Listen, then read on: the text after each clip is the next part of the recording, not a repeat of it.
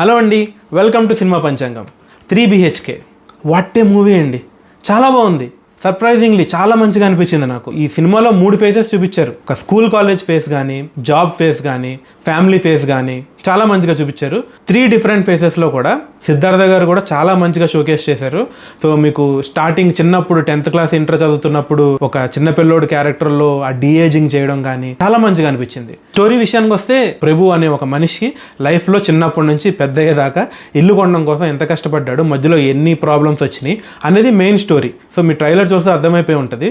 But అదొక్కటే కాదండి, only ఇల్లు కొనడం కోసం కష్టాలు పడడమే కాదు, చాలా విషయాలు మన లైఫ్లో జరుగుతున్న విషయాల్లాగే అనిపిస్తూ ఉంటాయి. ఒక మిడిల్ క్లాస్ వాడు ఇల్లు కొనడం కోసం ఎన్ని సాక్రిఫైసులు చేయాలి, ఎంత కష్టపడాలి అనేది క్లియర్గా చూపించారు ఈ సినిమాలో. ఓవరాల్ మూవీ 2 hours 20 minutes ఉంటుంది.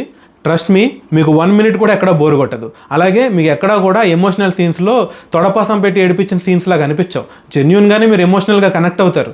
సో ఆ ఫోర్స్డ్ ఎమోషన్స్ అయితే నాకు ఇందులో కనిపించలేదు.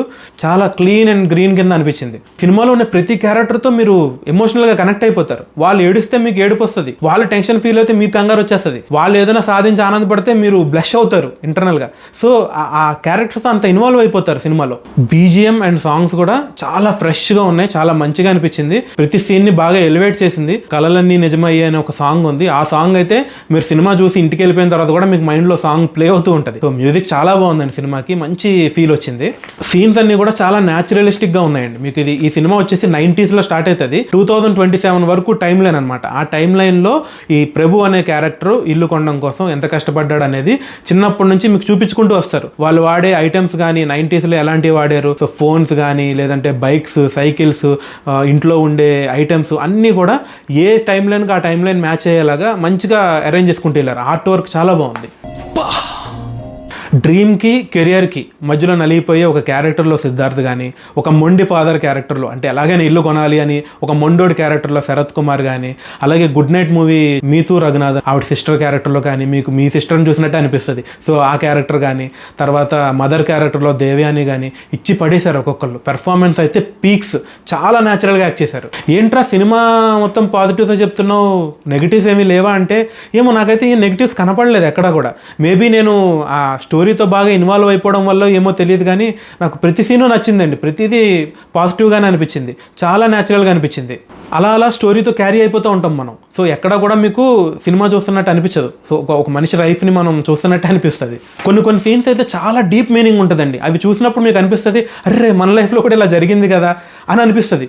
ఏదో ఒక టైంలో సినిమా చూసినంతసేపు ఏదో ఒక టైంలో మీరు ఎంత కఠినాత్ములైనా కూడా మీ కళ్ళల్లో వాటర్ తిరుగుతాయి. చిన్నప్పటి నుంచి ప్రభు అనే క్యారెక్టర్ వాళ్ళ ఫ్యామిలీని సాటిస్ఫై చేయడానికి ఎన్ని సాక్రిఫైసులు చేశాడు.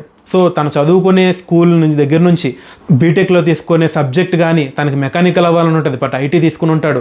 సో జాబ్లో వేరే జాబ్ చేయాలనిపిస్తుంది, ఈ జాబ్ చేస్తూ ఉంటాడు. సో ఎన్ని రకాలుగా అడ్జస్ట్మెంట్ ఫీల్ అయ్యాడు.